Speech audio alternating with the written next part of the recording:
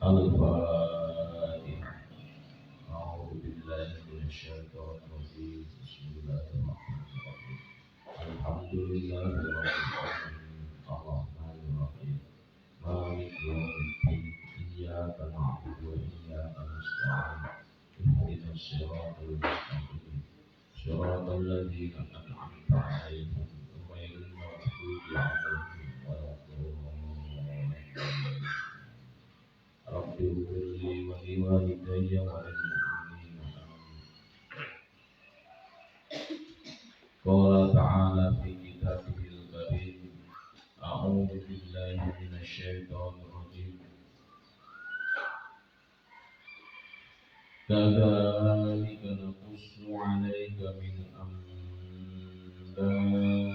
ma qad sabaqa wa qad atainaka min ladunna dzikra.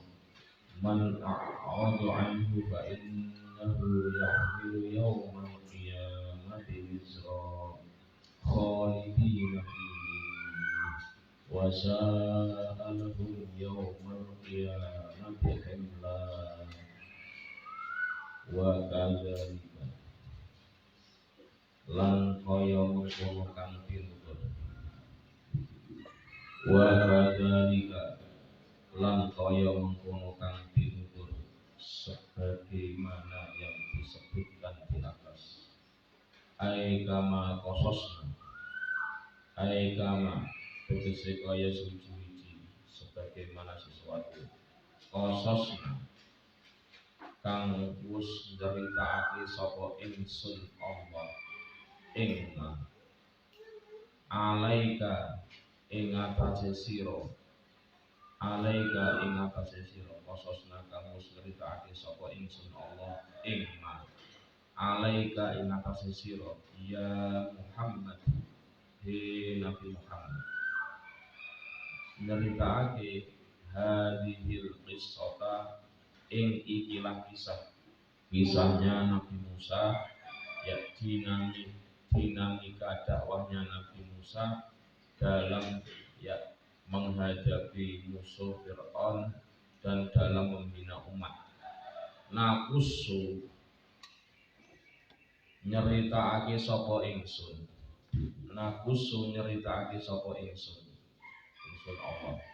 Alaika ing atase sira Nabi Muhammad. Min ambai saking pira-pira kabar. Akhbarima tegese pira-pira kabare suci-suci tentang berbagai kabar.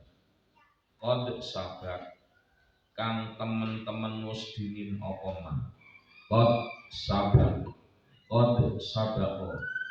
kang temen-temen wis dinin apa mah minal umami bayane saking pira-pira umat.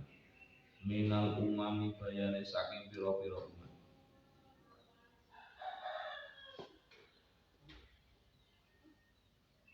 Wa qad ataina lan temen wis nekaake sapa ingsun sungguh kami telah mendatangkan wa qad ataina lan temen wis nekaake sapa ingsun Allah ka ing sira Nabi Muhammad ataina tegese ngepai sapa ingsun ataina tegese ngepai sapa ingsun ka ing sira milladunna saking ngersane ingsun dari sisiku min indina tegese saking ngersane kita nekaake memberi zikran ing pengiling Qur'anan tegese Al-Qur'an Qur'anan tegese Al-Qur'an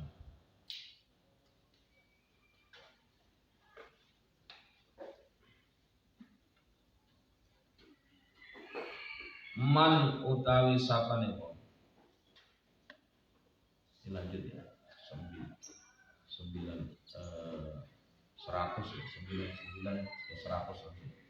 Man utawi sapane wong a'radu iku mengu sapa man berpaling anhu saking Quran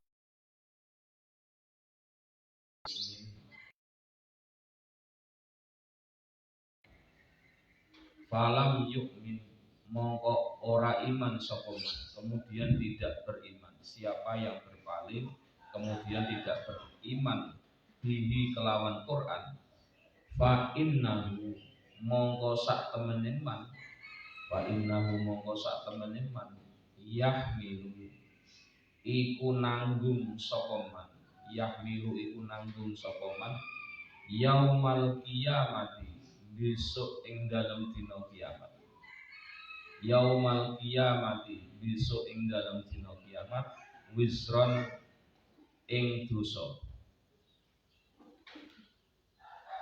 wisron ing dosa hamlan tegese muatan sakilan kang abot minal ismi saking dosa. Jadi ini ya, siapa yang mengingkari Al-Quran, mengingkari kebenaran Al-Quran, mengingkari ketentuan Al-Quran, enggak gelem iman, enggak gelem sholat, enggak gelem puasa, jelas ini. Ayat ini menyadarkan bahwa orang itu akan membawa beban berat dari dosa-dosanya sebab tidak mengikuti Al-Quran. Ya, yang jelas ya, perintah sholat, puasa, zakat, haji, kegiatan itu. Khalidina, hale langgeng kabeh. Khalidina, hale langgeng kabeh. Fihi ing dalem seksa. Fihi ing dalam seksa ai fi adabil bisri tegese ing dalam seksa fi adabil bisri tegese ing dalam seksa sebab dosa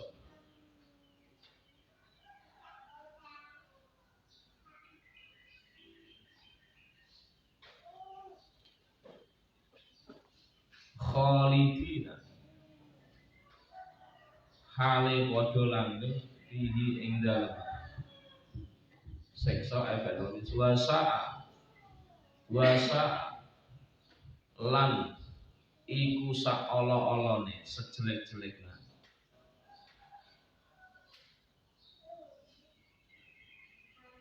utawi dosa ya lahum kedue man ya man a'rada yaumal qiyamati ing dalem dina kiamat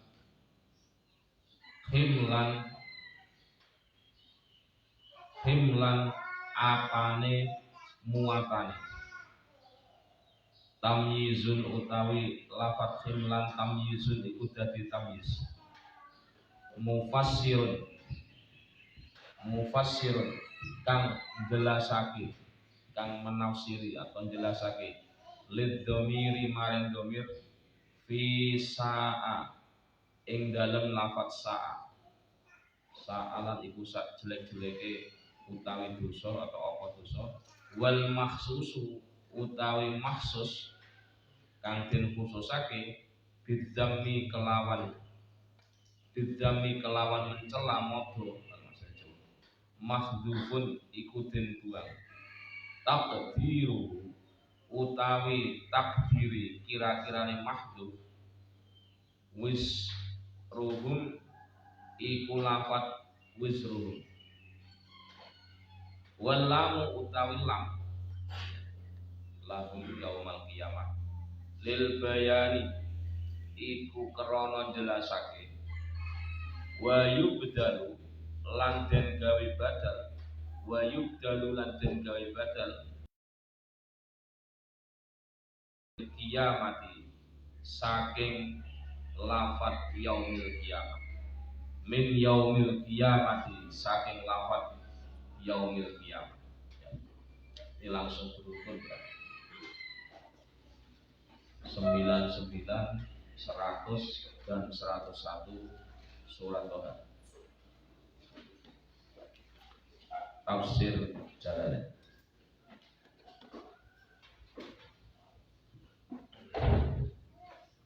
Demikianlah 99-nya. Demikianlah yakni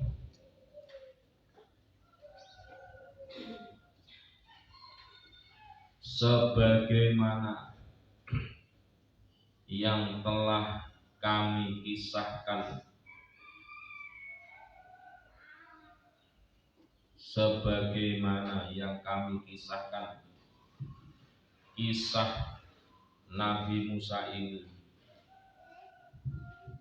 kepadamu wahai Muhammad sallallahu alaihi wasallam, kepadamu wahai Muhammad koma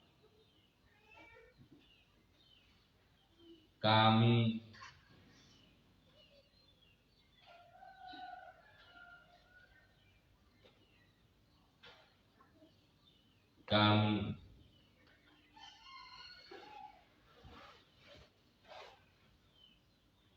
akan menceritakan kepadamu pula berbagai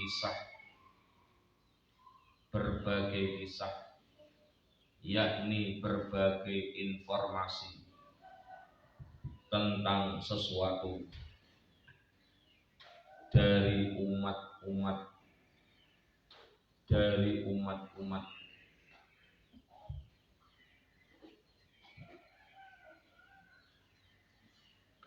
masa lalu, dan sungguh kami telah memberikan kepadamu peringatan, yakni Al-Quran yang berasal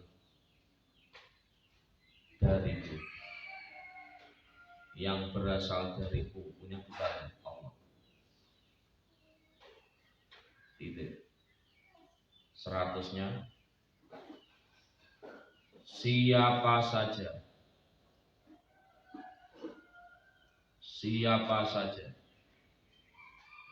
yang berpaling dari Al-Quran, siapa saja yang berpaling dari Al-Quran, yang kemudian tidak beriman padanya,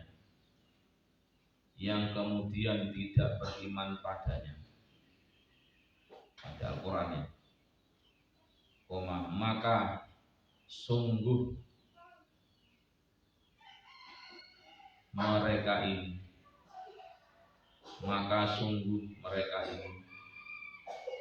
akan memikul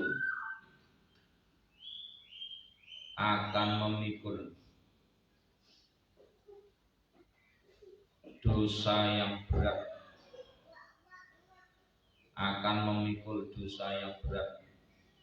besok di hari kiamat, akan memikul dosa yang sangat berat besok di hari kiamat.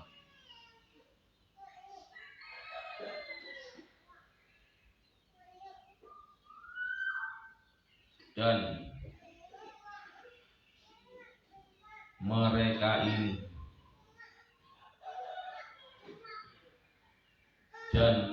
ini gitu ya. Polisinya nanti satu-satu ya.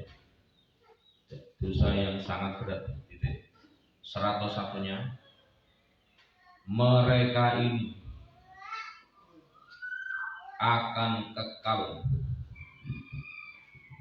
Mereka ini akan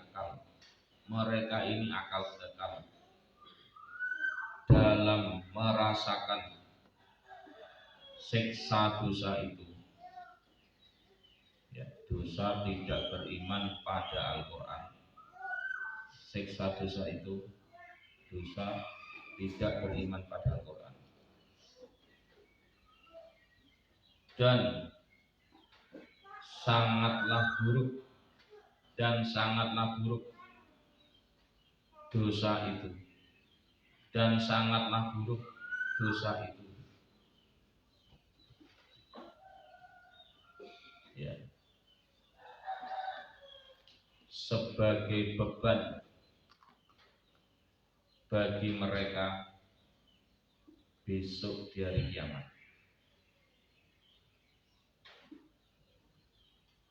Titik. 101 ya. Lafat himlan targetnya adalah tamyiz, target susunan gramatikal.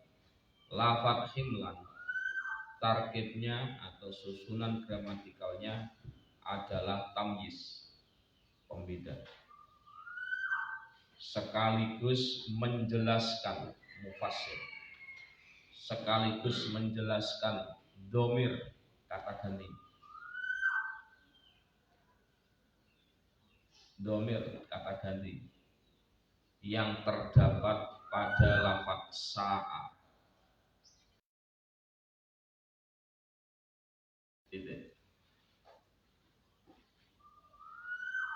Sedangkan hal yang dikhususkan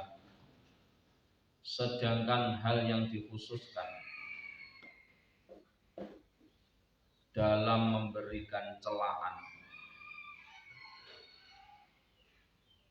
adalah kalimat yang dibuang,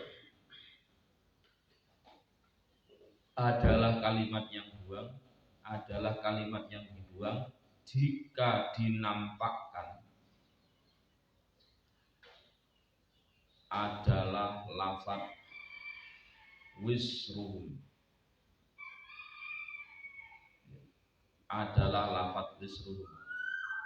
ya, dosa mereka.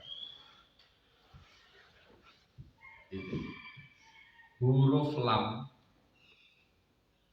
dalam kurung lafaz lahum, huruf lam dalam kurung lahum mempunyai fungsi lil bayan, menjelaskan,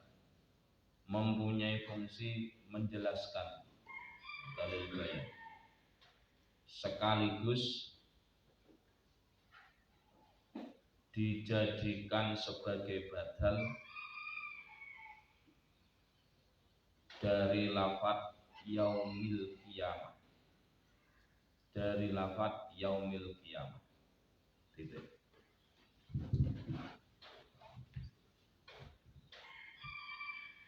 Jadi mulai 99 dan seterusnya ini Allah Subhanahu wa taala kembali melakukan khitab, yaitu komunikasi antara Allah Subhanahu wa taala dengan baginda Rasulullah Muhammad sallallahu alaihi wasallam, alias ini babak baru dalam surat Toha, yang mana surat Toha sebelum 99 masih membicarakan, masih memaparkan, masih menguraikan gitu ya, tentang dinamika dakwah Nabi Musa, mulai melawan diktator Fir'aun, mulai dilanjutkan dengan pembinaan, dilanjutkan dengan munajat kepada Allah,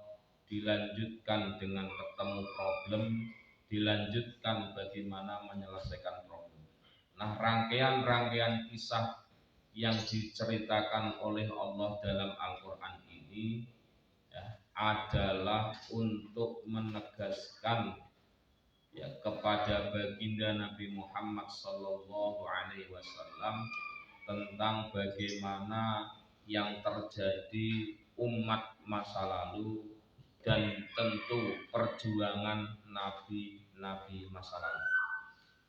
Nah, dengan cerita ini maka sebenarnya Allah Subhanahu wa taala ingin menguatkan mukjizat Nabi, ingin menguatkan para pengikut Nabi Muhammad yang setia kepada beliau.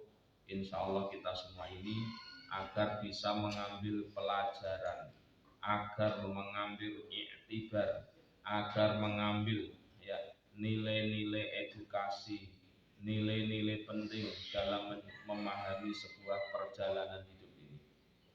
Gitu ya. Dan jelas di sini diterangkan pada ayat ke-100 bahwa Nabi Muhammad sallallahu alaihi wasallam karena nabi terakhir, nabi penyempurna dari semua nabi yang ada, Allah menegaskan apa yang sudah diceritakan tadi itu semuanya diterangkan di dalam Al-Qur'an sebagai peringatan. Jadi Al-Qur'an nama lainnya adalah Dzikron atau Al-Dzikr, artinya peringatan. Berarti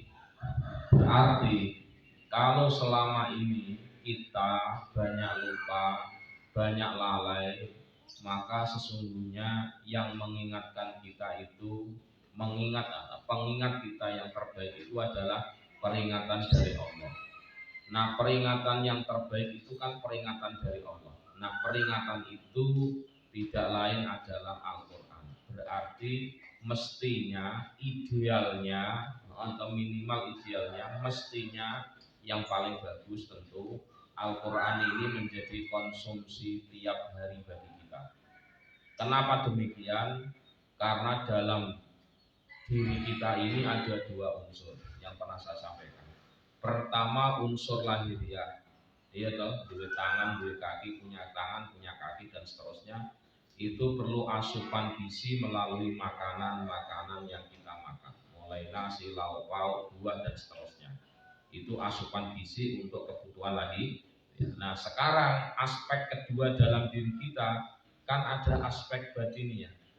Ada jiwa, ada hati, ada perasaan, ada pikiran macam-macam. Maka itu pun butuh asupan.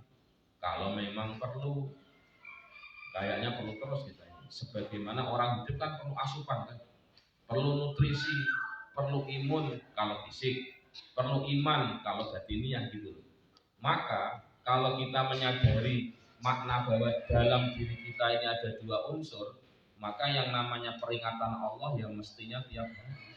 Karena kita tiap hari menghadapi masalah, tiap hari menghadapi problem, tiap hari hidup kita selalu dinamis. Contoh hari Sabtu problemnya ya kemarin kayak gitu. Hari ini kita tidak tahu problem kita apa. Atau besok problem kita apa.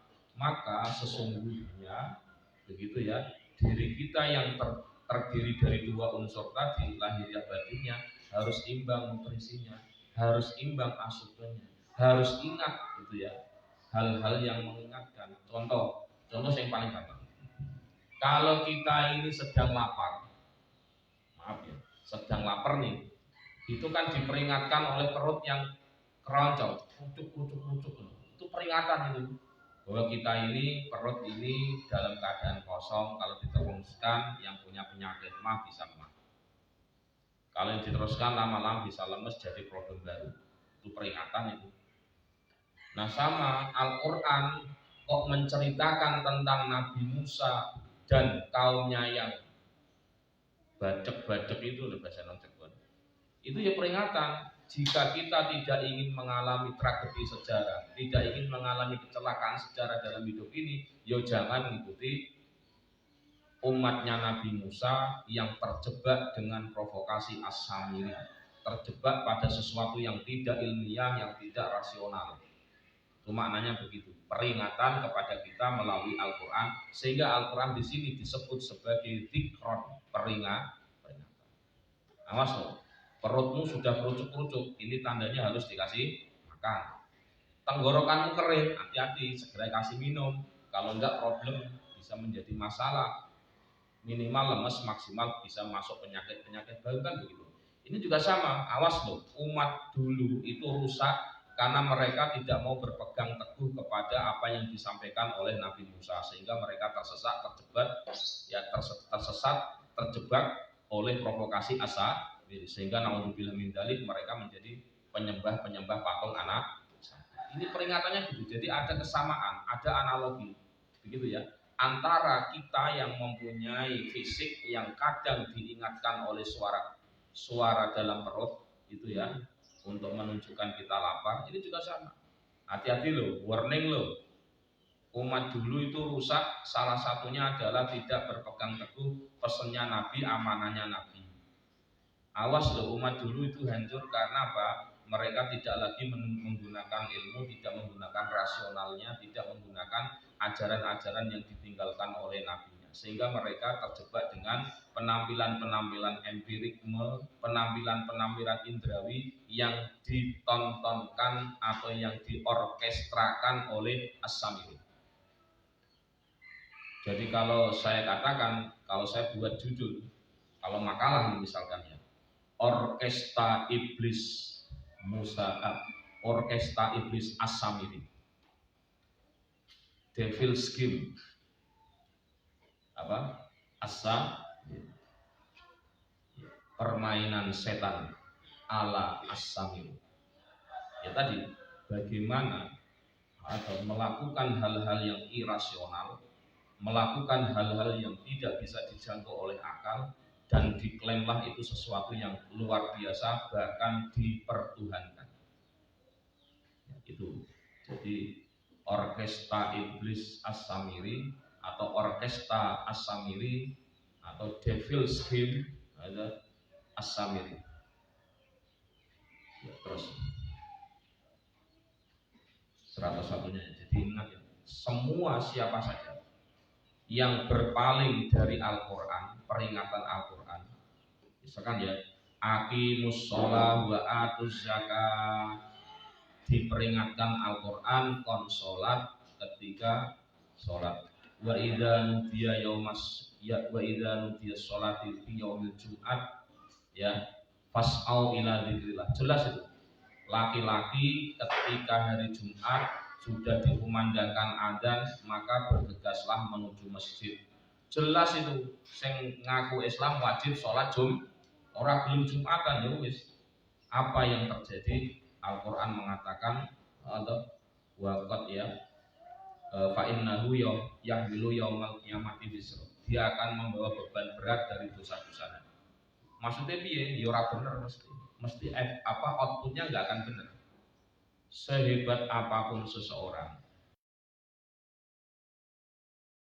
dari mulut orang yang nggak sadar, dari orang yang tidak mau berpuasa sebagai muslim, tentu ini adalah sesuatu yang membawa beban dosa. Tidak hanya untuk dirinya, juga menyesatkan orang lain. Dalam bahasanya Syekh Nawawi Al-Bantani dalam muqaddimah kitab Nayaduz Zain adalah dhallun mudillun. Dhallun itu sesat, mudillun itu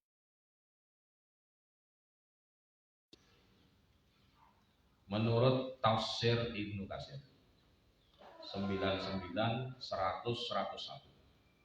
Sekarang 99 dulu.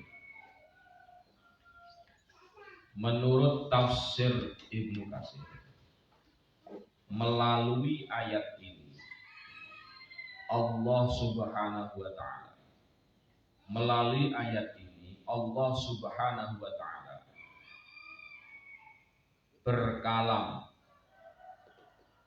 kepada nabinya, yakni Nabi Muhammad sallallahu alaihi wasallam.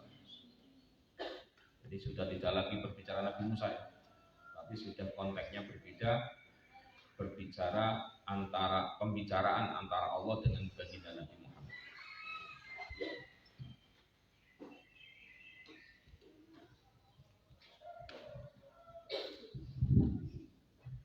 Bahwasanya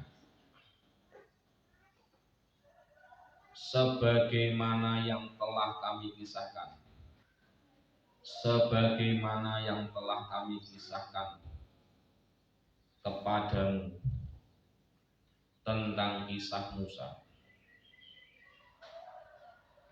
dan segala dinamika yang berlaku, wa majaro nek manane Jawa ya suwi-wiji kang lumaku, dinamikanya kan itu ya, segala sesuatu dan segala dinamika yang berlaku ketika menghadapi Fir'aun dan para bala tentaranya secara jelas dan gamblang, alal jaliyati, secara jelas dan gamblang, dan sesuai kenyataan, maka kami Allah akan menceritakan pula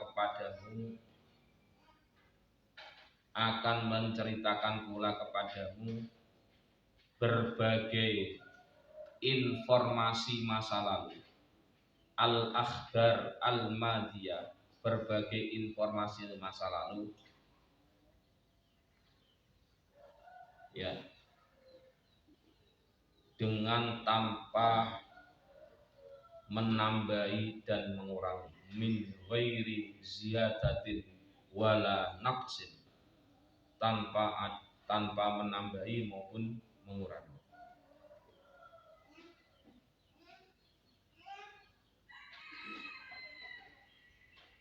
Gitu.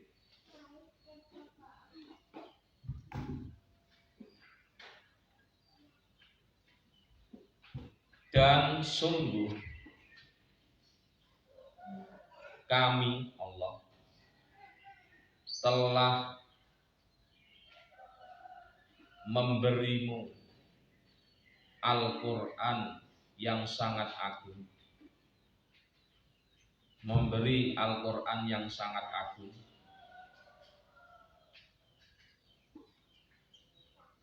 dari sisiku. Gitu. Tidak ada seorang nabi pun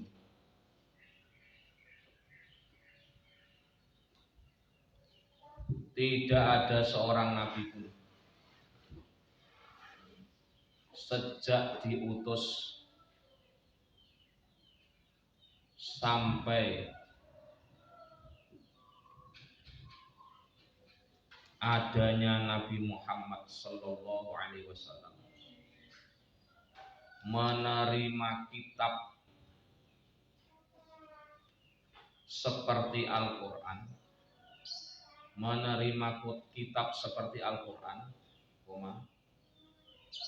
tidak ada yang lebih sempurna, wala akmal, tidak ada yang lebih sempurna dari Al-Quran, tidak ada yang lebih komplit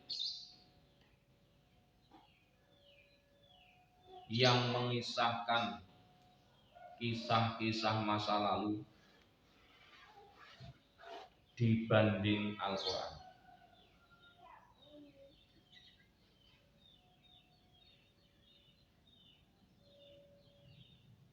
Titik. Serat ini 99 ya. 100-nya. Siapa saja yang mendustakan dan berpaling mengikuti Al-Quran, siapa saja yang mendustakan dan berpaling dari mengikuti Al-Quran, baik yang berkaitan perintah maupun larangan, kemudian mencari petunjuk pada selain Al-Quran, kemudian mencari petunjuk pada selain Al-Quran. Saya nggak perlu Quran karena nalar saya bisa menuntun saya berbuat baik. Saya nggak perlu sholat karena saya bisa tahu bahwa ini yang baik itu nggak baik. Saya nggak perlu sholat kalau saja sholat masih kelakuannya tidak benar. Tetap itu adalah mencari petunjuk pada selain. Ingat ya, siapa yang berpaling, mendustakan, berpaling Al-Quran, mencari petunjuk pada selain Al-Quran, maka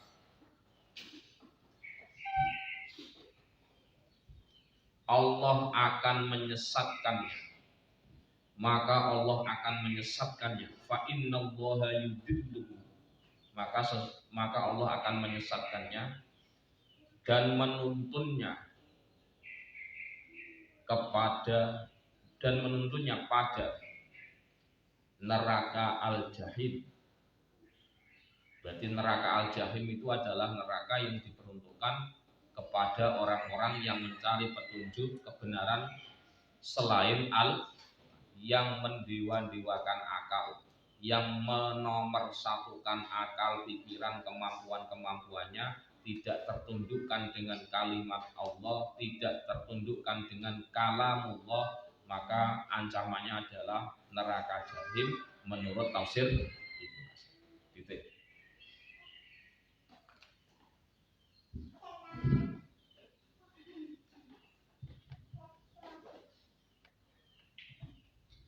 Ketentuan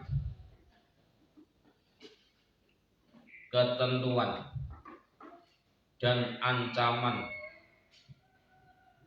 yang diberlakukan Allah ini, ketentuan dan ancaman yang diberlakukan Allah ini, ya, berlaku kepada siapa saja. Wa hadhihi amun fi kulli man, berlaku kepada siapa saja yang telah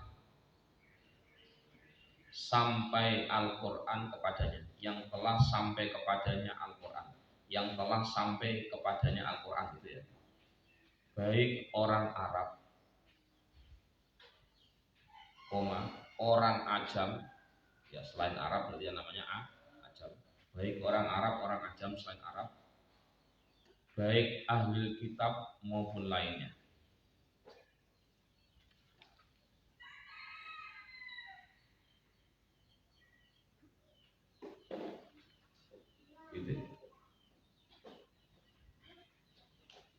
Di dalam ayat yang lain Allah menjelaskan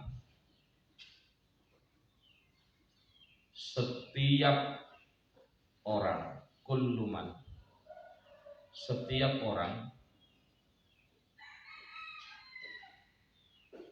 yang telah sampai padanya Al-Quran, setiap orang yang telah sampai padanya Al-Quran, maka sungguh Al-Quran itu berfungsi sebagai peringatan.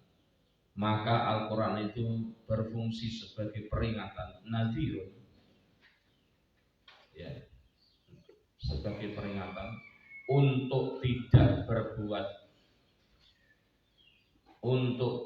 berbuat maksiat, sekaligus sebagai ajakan, wada'in, sekaligus sebagai ajakan untuk melakukan ketaatan. Berarti kalau Al-Quran menceritakan Samiri dan pengikutnya, berarti Allah sedang memberikan peringatan bagi kita untuk tidak mengikuti Samiri dan pengikutnya. Kalau Al-Quran menceritakan Nabi Musa dan Nabi Harun, berarti kita diajak oleh Al-Quran untuk mengikuti Nabi Musa dan Nabi Harun. Itu maknanya. Jadi konten Al-Quran itu, kalau menurut tafsir Ibnu Katsir dalam ayat ini ya, li'unzirakum bihi wa man balag, ini dalam ayat lain dalam surat Al-An'am 19 untuk menjelaskan ayat ke-100 dari surat Toha, itu kesimpulannya adalah setiap orang yang telah sampai padanya Al-Quran, maka Al-Quran itu mempunyai dua konten. Konten pertama sebagai peringatan untuk tidak maksiat. Konten yang kedua adalah ajakan. Al-Quran mempunyai konten sebagai ajakan. Berarti kalau Al-Quran menceritakan Samiri dan pengikutnya, berarti Al-Quran memperingatkan kita, jangan mengikuti hadapi loh. Kalau kamu seperti itu, berarti kamu mengikuti As-Samiri baru, model baru, varian baru. Sama, kalau kita mendengar kisahnya Nabi Musa, kegigihan Nabi Musa, semangatnya Nabi Musa, gitu, keteguhan Nabi Musa, maka Al-Quran itu sedang mengajak kita untuk mengikuti dakwah-dakwah, pendekatan-pendekatan, karakteristik-karakteristik yang diajarkan oleh Nabi Musa. siapa saja yang mengikuti Al-Quran, siapa saja yang mengikuti Al-Quran, maka akan mendapatkan petunjuk. Begitu pula siapa yang mengingkari dan berpaling dari Al-Quran, dan siapa saja yang mengingkari dan berpaling dari Al-Quran, maka dia akan sesat dan celaka. Dhalla wa syaqa, maka dia akan sesat dan celaka di dunia. Dunia ini wis murat-marit, ya. Meskipun kelihatannya gemerlap, tapi dia adalah rapuh sebenarnya. Kelihatannya jaya, kelihatannya keren, kelihatannya terkenal, tapi ingat, rapuh sebenarnya. Dan neraka adalah ancaman baginya besok di hari kiamat. Wan naru mau'iduhu yaumal qiyamah. Dan neraka adalah ancamannya besok di hari kiamat. Titik.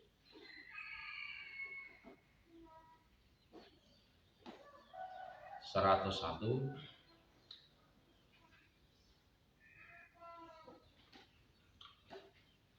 Siapa yang berpaling dari Al-Quran itu, maka baginya akan membawa beban kejelekan yang sangat berat, membawa beban kejelekan yang sangat berat besok di hari kiamat. Beban yang sangat berat. Jadi apa? Mengibaratkan dosa dengan muatan berat, entah batu, pasir, apa saja. Kenapa? Yang namanya dosa itu akan membawa beban. Kesalahan itu akan membawa beban sejarah. Nah, untuk bilang ya. Kalau dalam bahasa jurnalis, teman-teman itu kalau dalam bahasa buku kita kenal yang namanya beban sejarah. Jadi kesalahan kita, kesalahan seseorang, punten ya, itu akan menjadi beban sejarah untuk ke depan. Jadi ini hati-hati. Maka kita harus hati-hati, jangan sampai melakukan kesalahan yang fatal atau jangan sampai melakukan tindakan yang gegabah. Karena Al-Quran ini menjelaskan tentang bagaimana kesalahan itu akan membawa beban. Dalam bahasa Al-Quran, ya, man a'radu anhu fa innahu yahmilu yaumal qiyamati wisra. Jadi dosa di dunia itu akan membawa beban besok dari kiamat. Tidak hanya dari kiamat ya, tapi di dunia mengalami kesesatan dan mengalami kecelakaan atau cilako. Bahasa orang Cirebon. Jadi kita harus memahami bahwa kalau kita tidak hati-hati, kemudian kita melakukan kesalahan, maka kesalahan karena gegabah, ragil meru aturan, nggak ikut regulasi, maka itu akan menjadi beban. Hati-hati, Mbak. Ilmu yang Anda sandangkan, ilmu yang kita pelajari, ini kalau sampai meleset, itu akan menjadi beban, itu akan menjadi ya muatan yang memberatkan kita dalam melangkah ke depan. Ya, sedikit banyaknya akan berpengaruh. Nah, kalau di dunia sih masih ada kesempatan untuk tobat, di dunia sih masih punya kesempatan untuk diselesaikan. Tapi kalau di hari kiamat sudah nggak bisa apa lagi. Maka ini sesungguhnya adalah kesalahan di dunia yang tidak segera diselesaikan akan menjadi beban sejarah besok di hari kiamat. Beban sejarah itu di dalamnya adalah menanggung dosa yang itu akan dirasakan terus-menerus tanpa ada henti. Kenapa? Ya tidak mau tobat itu. Ya. Menurut tafsir Munir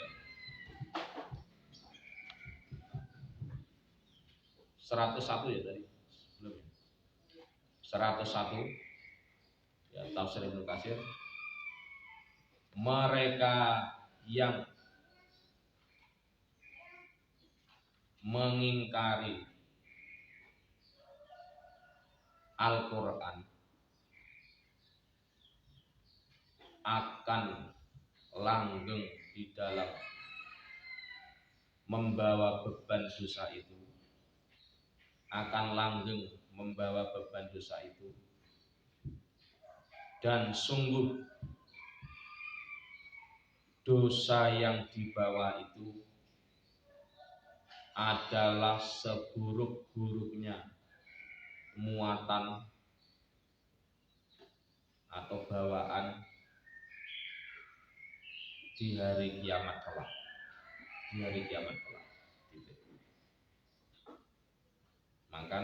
Makanya kita sering mendengar orang tua ya, kalau ngomong, kalau ngendiko, kalau berbicara, menasihati kan, sing hati-hati, kang hati-hati, sing hati-hati. Ya sebenarnya ini, karena kalau kita tidak hati-hati, jadinya ya bahaya. Maka saya ingat betul nasihatnya Abah kepada ibu ketika punten-punten ya kayak Mas Ojir sama Mbak Nur Hayati ya, Mas Abdul Rahim sama Mbak Nur Hayati ketika sudah menikah tapi mondok.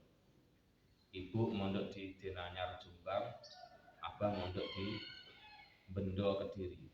Jadi Jombang Kediri ya masih sekitar 1,5 jam sampai 2 jam lah zaman dulu. Kalau sekarang ya bisa 1 jam mobil pribadi. Nah itu yang sering disampaikan setiap Abah nyurati ibu itu mesti statusnya ini, kalau buat status ya, setiti gati sembrono tunu.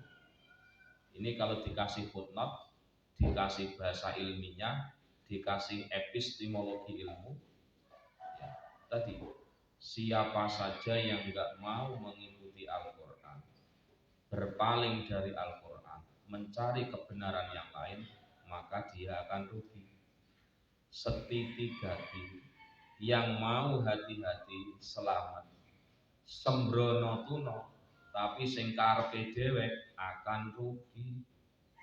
Makanya santri harus memakai gimana? Setiti gati sembrono tuno. Ini status yang sering disampaikan Abah waktu itu kepada ibu ketika mondok, dan saya masih punya bukti sejarah waktu itu, surat yang isinya wesel, dan waktu itu uangnya masih sen, bukan rupiah tapi masih sen, perangkonya juga masih perangko sen, 25 sen atau berapa itu kan, kita dulu menggunakan uang sebelum rupiah kan sen. Terakhir pakai tulisan Mangsi Tutul, setiti gati sembrono tuno. Karena ini pernah menjadi semacam jargon Darul Ulum Ad-Dunia yang saya pesankan kepada Mas Dedi waktu dulu. Tolong Kang Dedi buat status ini, kita yang tahu, orang lain kalau tanya ya dijelaskan, kalau nggak tanya ya nggak apa-apa. Ini pengiling-iling untuk menghubungkan kita dengan guru-guru kita. Ya Abah ini kan ya guru dan orang tua kan, jadi kan statusnya lebih. Nek orang tua toh ya orang tua kan, nek guru ya guru gitu. Nah, ini orang tua ya guru, ini kan berat malah. Resikonya kan, maksudnya kan resikonya double tuh. Kalau melakukan kesalahan kan resikonya double. Nah itu statusnya setiti gati sembrono tuno. Kehati-hatian itu akan mengantarkan pada keselamatan, kesembronoan, kesekarepe dewekan. Sekarepe dewek itu akan melahirkan kerugian. Ingat-ingat ya, ini statusnya santri Darul Ulum Ad-Dunia seperti itu. Setiti gati sembrono tuno. Ini bahasa Jawa. Karena saya dari Jawa ya statusnya ya saya bacakan Jawa, meskipun akan saya konversikan ke dalam bahasa Indonesia. Tentu ini menjadi milik kita semua, bukan milik orang Jawa, bukan milik orang tua, tapi tentu ini kristalisasi dari pengalaman belajar orang-orang tua dulu. Jadi tidak nulis Al-Quran enggak, karena kan besok kan dilempar-lempar kan, namanya surat besi kayak gitu kan, ada lempar-lempar, makanya itu tulisannya setiti gati sembrono tuno. Terakhir mesti kayak gitu tulisannya gitu. Beberapa surat gitu. Ya, kami abadikan dulu di kamus satunya lagi, kami punya kamus tinggalan Abah namanya Mujid, kamus Setebal Al-Munawir yang ditulis oleh Lois Makhluf, seorang Nasoro tapi ahli di bidang bahasa, dan kami punya kamus itu namanya kamus Mujid. Saya simpan di situ. Terus menurut tafsir Munir surat Toha 99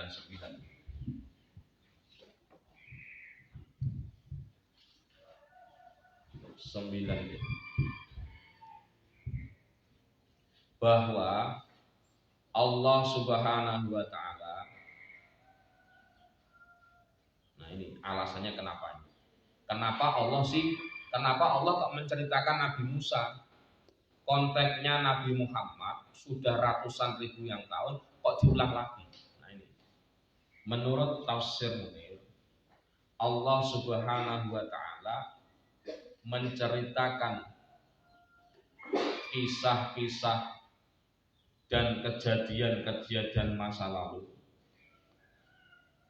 menceritakan kisah-kisah dan kejadian-kejadian masa lalu ya, yang terjadi pada umat nabi-nabi, yang terjadi pada umat nabi-nabi sebelum Nabi Muhammad, mengandung unsur untuk menguatkan mukjizat Nabi Muhammad, untuk menguatkan mukjizat Nabi Muhammad, untuk memperbanyak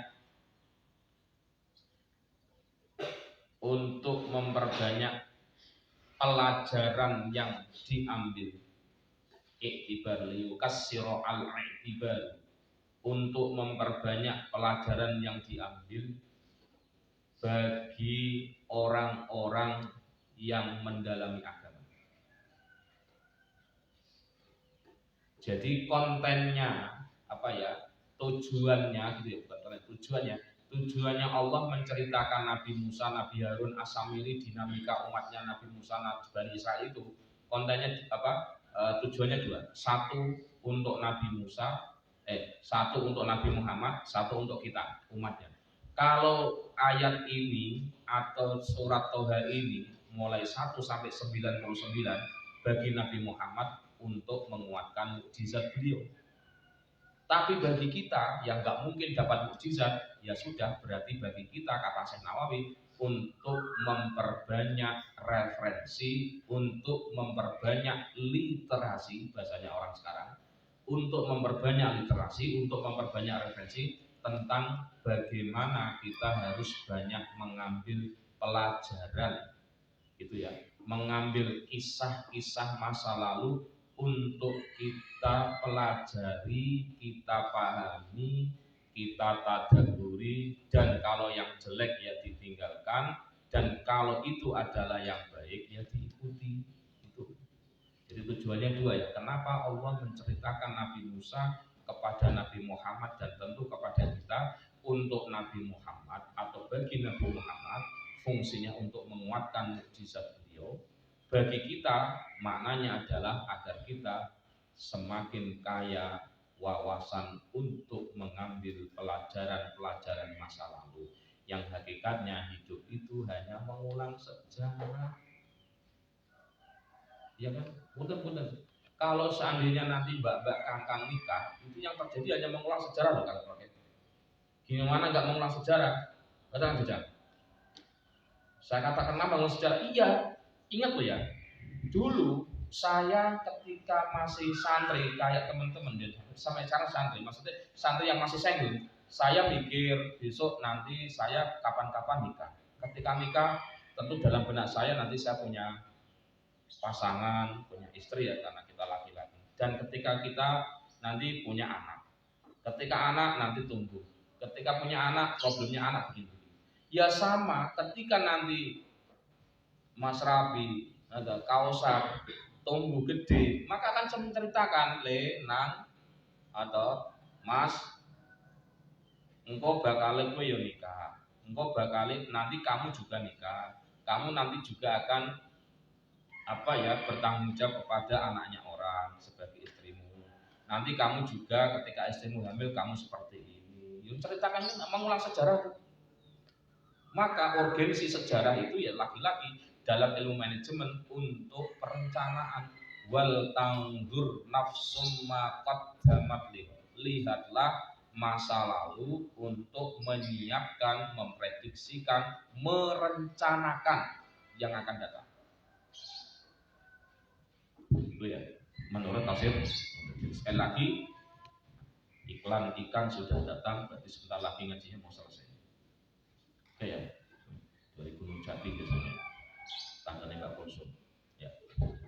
Terus tadi ya tujuannya dua ya, dua arah ya, untuk Nabi dan untuk kita.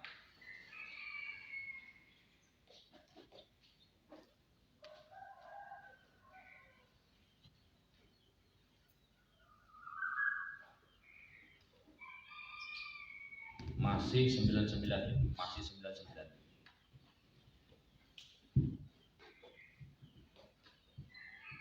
Masih 99. Dan sungguh Allah Subhanahu wa ta'ala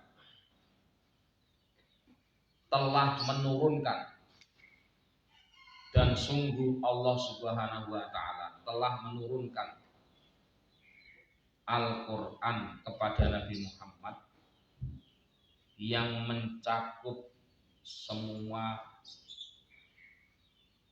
informasi-informasi penting dalam informasi-informasi penting dalam kehidupan Nabi Musa dan kaumnya. Berarti apa? Pati-pati penting, ya karena penting, ya diceritakan. Kenapa kok sampai diceritakan? Ya karena penting. Bahasa Cirebon penting-penting. Pati-pati penting ya diceritakan. Pati-pati diceritakan ya penting, itu maksudnya. Kok sampai diceritakan itu berarti penting. Kalau kita mau jujur, kalau kita mau belajar namanya sejarah, maaf saja ya, kalau saya menggunakan ilmu riset saya di S3 tentang penelitian tokoh, maka kita sebenarnya harus lengkap membaca tokoh itu. Karena kalau kita tempatkan Nabi Musa sebagai tokoh atau tokoh yang kita teliti, maka itu kan bicaranya kan harus mencakup satu, ya keluarga, ya kan, latar belakang keluarga. Yang kedua perjalanan intelektual, ada perjalanan intelektual yang ngaji ini belajar. Yang ketiga adalah karya. Yang keempat adalah pengikut. 4 ini. Kalau kita melakukan studi penelitian tokoh, maka 4 ini harus ada. Kebetulan disertasi kan penelitian tokoh saya. Jadi penelitian tokoh itu 4. Nah, kalau taruhlah kita menggunakan ilmu ini ya, kenapa kok tidak semua kisah Nabi Musa dari 4 yang penting ini menurut ilmu kita saja ya? Kok nggak diceritakan? Ya karena apa? Allah sendiri memilih bahasa, memilih kalimat-kalimat, memilih perjalanan-perjalanan yang penting, yang relevan bagi kita. Ya kan nggak diceritakan Nabi Musa makannya apa, Nabi Musa istrinya siapa, itu tidak menjadi konteks di sini. Nabi Musa ketika beliau dalam tanda kutip ya melakukan perjalanan, ya terus kemudian pernah naik kuda enggak, kan ada diceritakan. Gurunya siapa, kan gitu. Kemudian Nabi Musa ya keluarganya kayak apa, kan diceritakan. Nah, ini menjadi catatan penting bahwa apa-apa yang disampaikan oleh Allah tentang Nabi Musa dan dimasukkan dalam Al-Quran ini adalah sudah menjadi kalimat, kisah, pelajaran penting dan pilihan.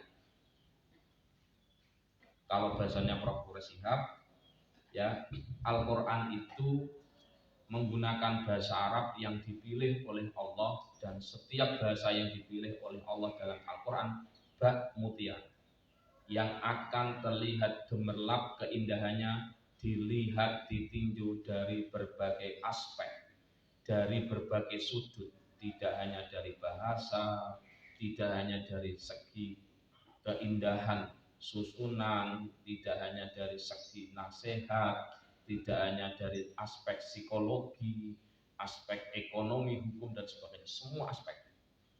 Kalau bahasanya Prof seperti mutiara yang selalu memancarkan keindahan dari berbagai arah.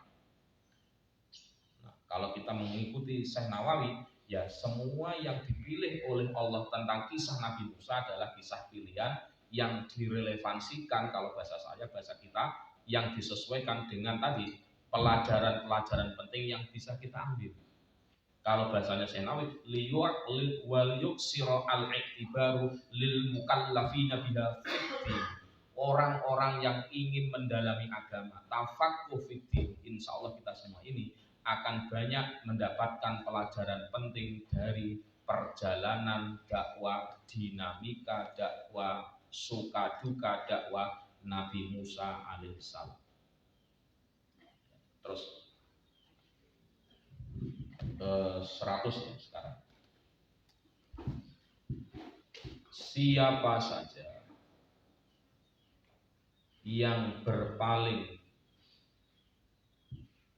siapa saja yang berpaling dari peringatan Al-Quran ini,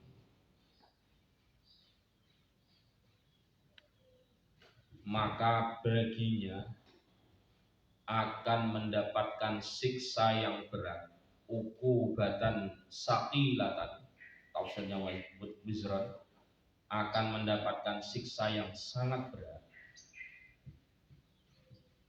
dan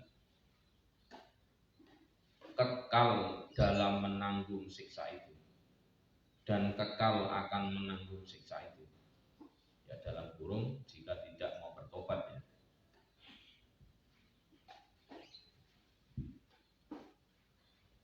Gitu.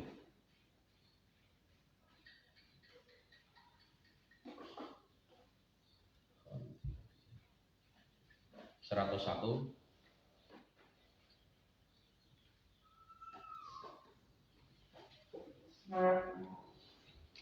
adalah menjadi seburuk-buruknya siksa atau seburuk-buruknya beban atau seburuk-buruknya beban atau seburuk-buruknya beban dosa adalah kufur atau ingkar terhadap Al-Quran.